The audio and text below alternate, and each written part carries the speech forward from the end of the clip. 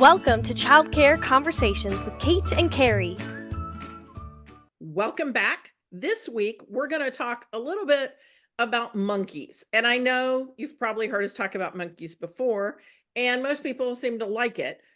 But someone asked a question that we've never answered, which is, when did we first get exposure to the concept of monkey management as it relates to childcare? So Kate has actually thought this through because she got the question and has now thought about it.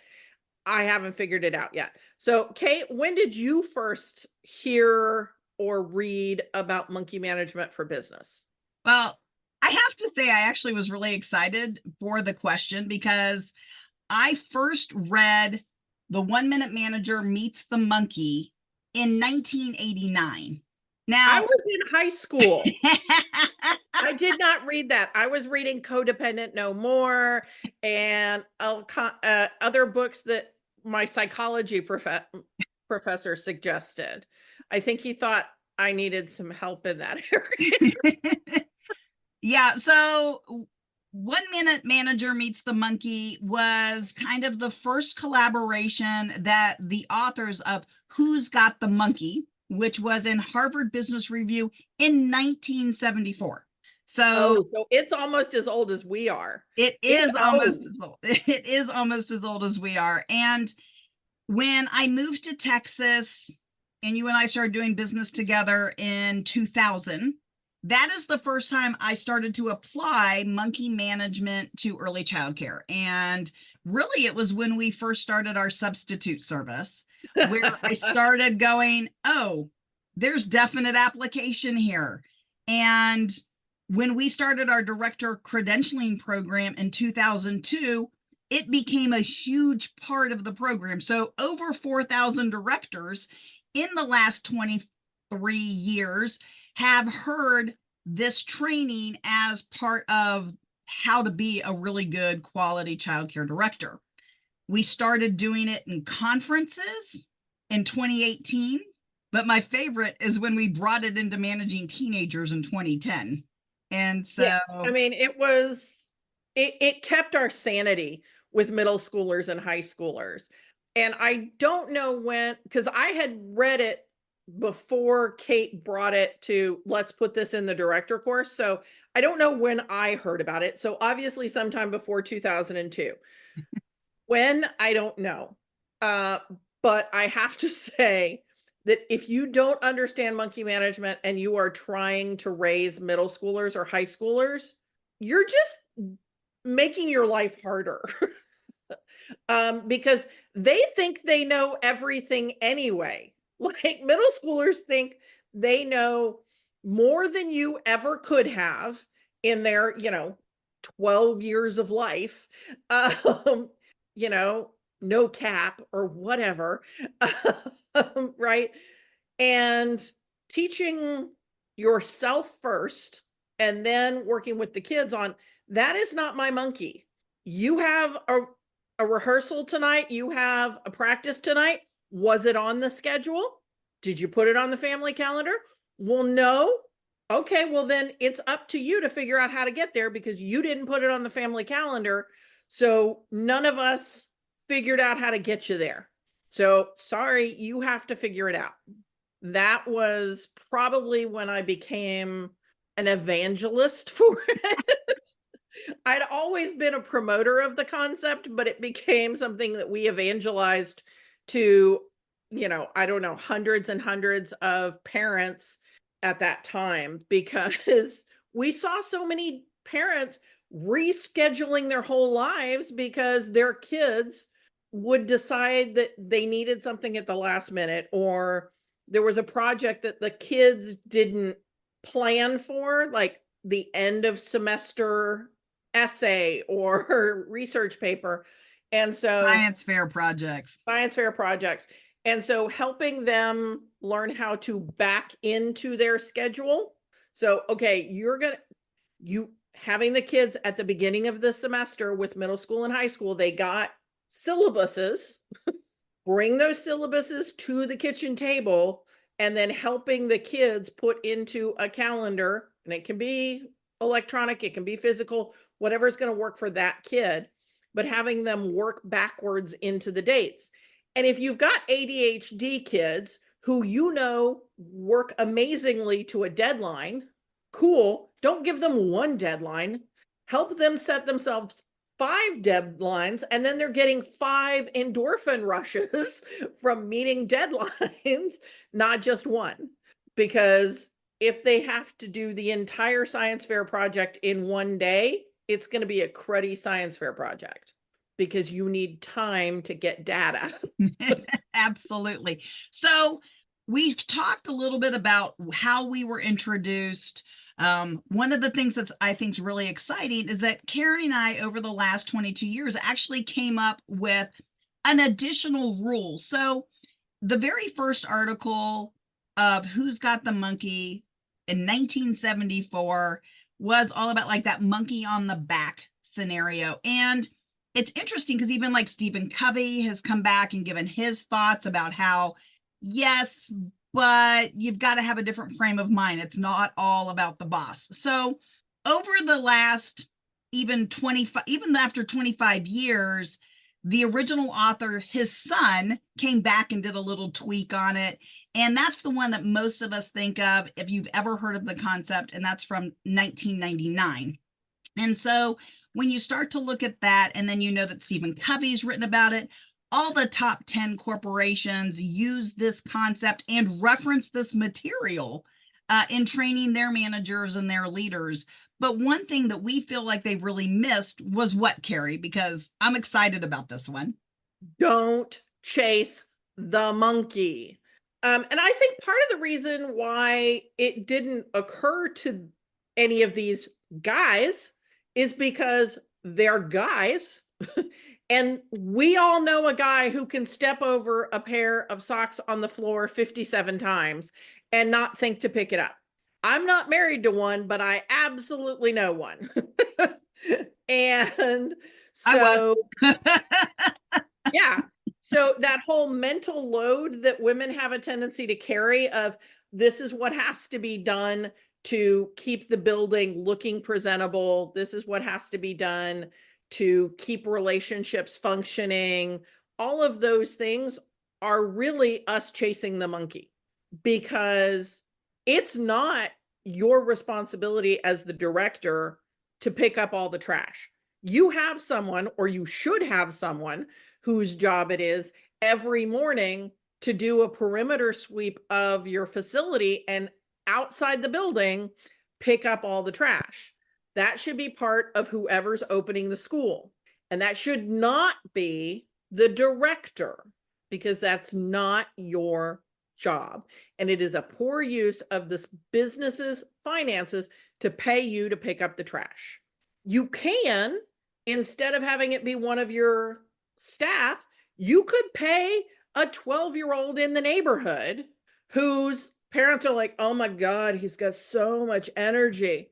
Great. We're going to pay that 12-year-old kid to every morning before he goes to school or before he goes to camp in the summer to come do the playground pickup. And it's $10 every day. Well, that's going to be hundreds of dollars. And to him, he's like, what? Because if he did it 365 days a year, that's $3.5 grand. That's a lot for a 10-year-old. So you can do this other ways, but you don't need to be chasing the monkey. If you notice it as a one-off, that the trash hasn't been picked up that day, not the daily, the one-off, then you pick it up and then you go talk to the person whose responsibility it was and say, hey, what happened? I had to handle your monkey this morning. And they say, oh, I meant to get back to it. The phone was ringing, da, da, da, da, da. I was just out of my rhythm. You're like, cool, happens to everybody. Just maybe next time when the phone is ringing and you're rushing to get it, write yourself a Post-it note when you sit down to remind yourself to go back out. So you give them a tool, you redelegate the monkey, and you move on. Well, real quick, what I want to do is, just in case this is somebody's first time, which seems really weird that this would be your first exposure to monkey management with us. In our books, From overwhelmed to I got this, and oh shit, I got this, from oh shit to I got this, we have chapters about monkey management.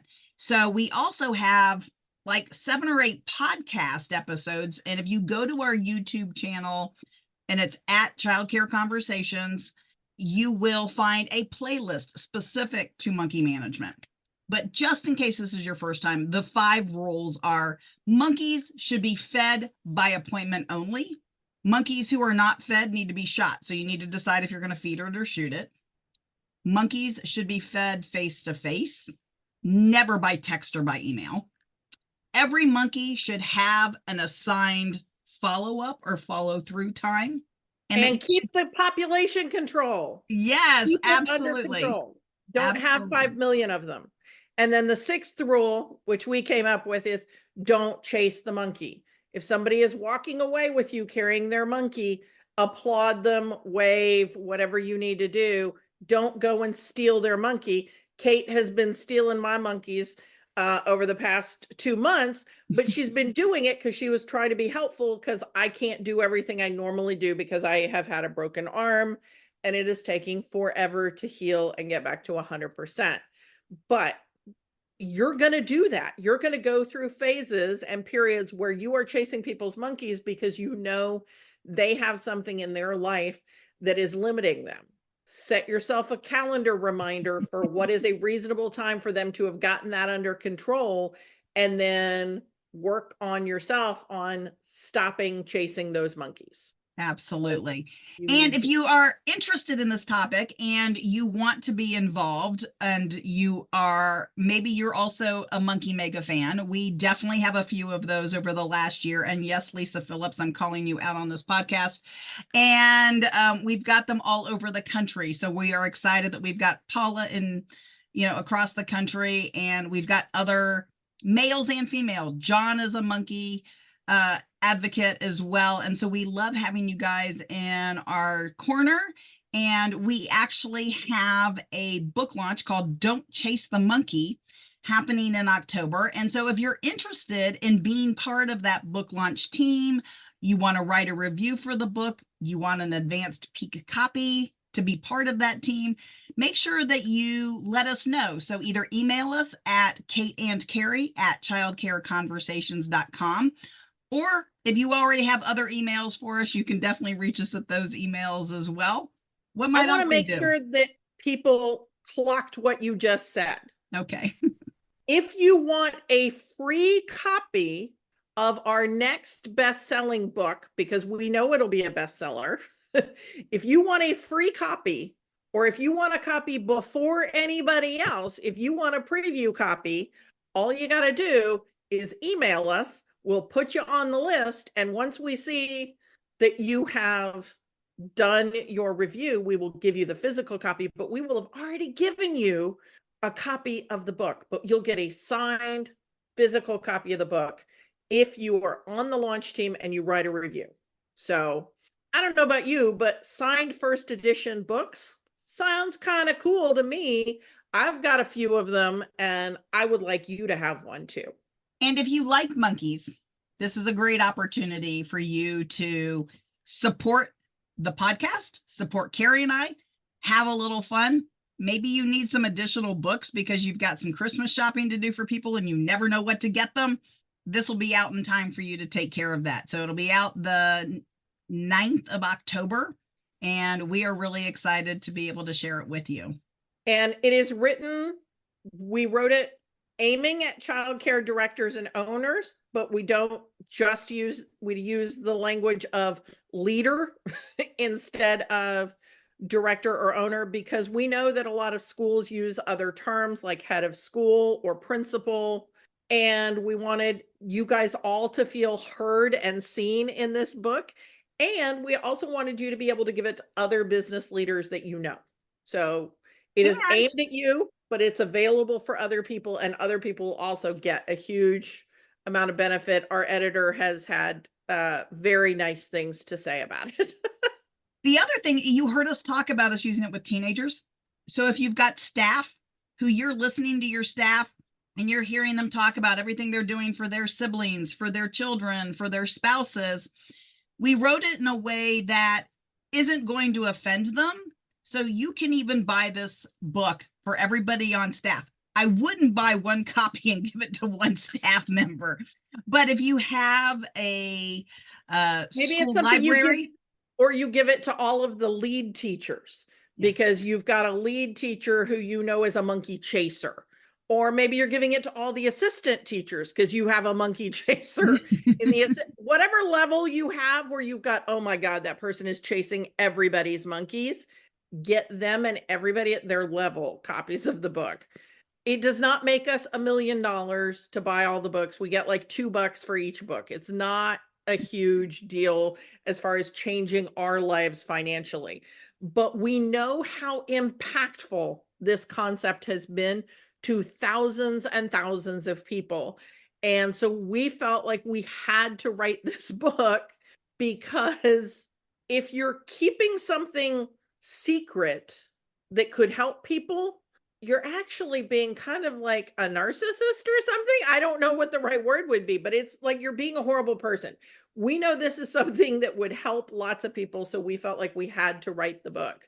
and we also have a monkey containment device. So we have a monkey journal that is currently available. If you want to learn more about its scope as either an entrepreneur or as a director, we have other books that talk about it. And if you're looking for a lot of people try to figure out, we're at the time of the year where people are starting to think about, what am I going to get staff for gifts for the end of the year?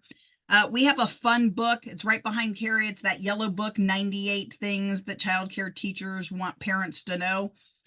Get a copy of that for all of your teachers and just have some fun. You can incorporate that into staff training, because everybody can like pick their favorite what not to say, and you can talk about parent communication, maybe what was right or wrong about that scenario, how maybe you've handled it in your program. So lots of fun. If you've never visited, go find us on Amazon. You can look up Carrie Casey, Kate Woodward Young. You'll find our books. Thank you so much for listening, and have a wonderful week. And Carrie, what do they need to do? If you liked what you heard, share the show with those who need to know what we had to say today. And if you really want to do just the tiniest little bit extra, write a review here on your favorite podcasting app, and we'll talk to you next week. Thank you for listening to Childcare Conversations with Kate and Carrie. Want to learn more? Check out our website at texasdirector.org. And if you've learned anything today, leave us a comment below and share the show.